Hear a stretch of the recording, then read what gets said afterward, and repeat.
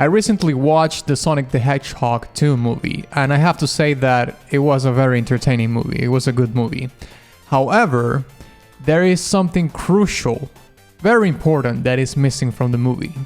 Where the hell is the music, mate?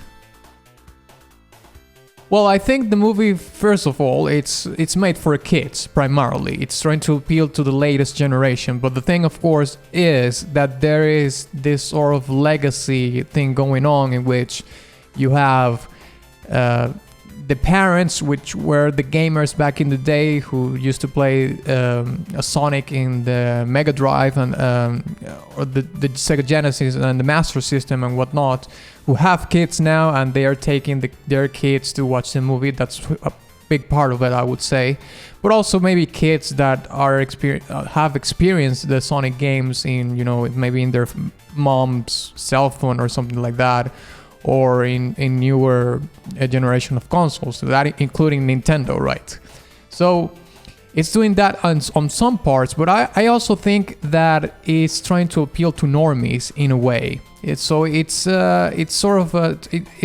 trying to become sort of a jack of all trades as a movie, and not trying to be like a gamer's movie. But I'm going to be elaborating more on that further.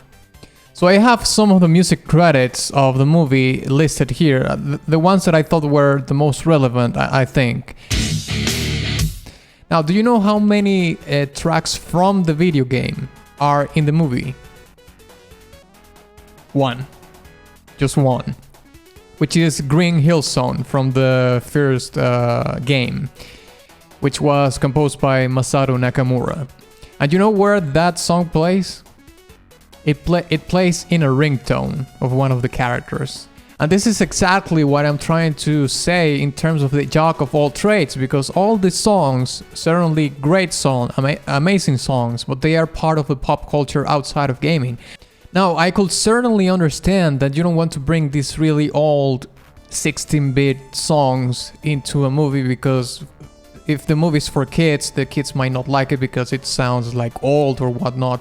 And I completely understand that point of view. But the thing is that you can take the original composition of those tracks and make a new arrangement from it. You make an electronic rendition of the exact same composition, but with newer instruments, with newer synthesizers and whatnot. You know what I mean? So you have the original tracks from the game, from the video game, into the video game movie. And listen, the work is already mostly done, because Sonic has one of the best music repertoires in any game in the industry. So it's a matter of picking and choosing and making a more modern rendition of that, if that makes sense. So to finalize my commentary, I just would like to mention that ultimately video game movies have to be more congruent in the music department towards what they are. They are video game movies, and therefore we need the music from the video games more involved in the movie itself. And I understand the push from studios to make these video game movies sort of a jack of all trades, because they want to appeal to a wider audience and make more money and whatnot. That's fine, okay, yes, I understand that. But certainly I think that gaming culture, it's its own contained thing, even though obviously it is way bigger than it was before, and certainly it's going to become even bigger, way bigger.